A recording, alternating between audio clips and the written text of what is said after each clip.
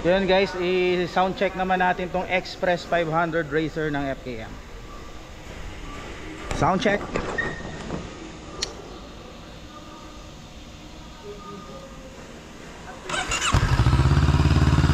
So yun yung idle niya guys, yung tunog niya. So i-rev natin.